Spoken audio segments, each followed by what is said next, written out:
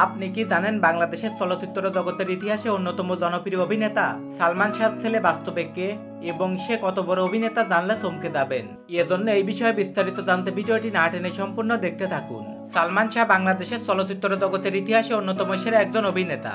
তার প্রকৃত নাম হলো চৌধুরী মোহাম্মদ শাহরিয়ার ইমন। টেলিভিশন নাটক দিয়ে তার অভিনয় জীবন শুরু হলেও 1989 সালে চলচ্চিত্রের অন্যতম একজন জনপ্রিয় শিল্পী হয়ে ওঠেন। 1991 সালে তার অভিনীত প্রথম চলচ্চিত্র কেয়ামত থেকে কেয়ামত মুক্তি পায়।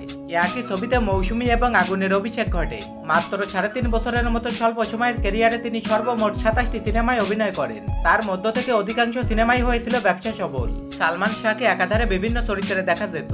সেখানে তিনি তার নিজের বহুমুখী প্রতিভা ও আকর্ষণীয় ব্যক্তিত্ব দিয়ে বিভিন্ন ধরনের চরিত্র ফুটিয়ে তুলে নিজের সক্ষমতার পরিচয় দেন। তারই ফলস্বরূপ তার সিনেমা ব্যবসায় সফল হয়। সালমান শাহর 3টি চলচ্চিত্র স্বপ্নের ঠিকানা, সত্যর মৃত্যু নেই এবং কেয়ামত থেকে কেয়ামত টলিউডের বক্স অফিসে সর্বকালের শীর্ষ 10টা ব্যবসায় সফল চলচ্চিত্রের মধ্যে রয়েছে। তিনি সর্বস্তরের জনগণের কাছে নিজের গ্রহণযোগ্যতা এবং ফ্যাশনের জন্য বিখ্যাত হন। গণমাধ্যম তাকে বাংলাদেশের সেরা ফ্যাশন আইকন হিসেবে স্বীকৃতি দেয়। তার অভিনয় দক্ষতা, অভূতপূর্ব সফলতা, কর্মবর্ধমান জনপ্রিয়তা, কালজয়ী প্রভাব ও খ্যাতির বিস্তৃতির কারণে বাংলাদেশের চলচ্চিত্রের ইতিহাসে অন্যতম সেরা অভিনেতার খেতাব দেওয়া হয় তাকে।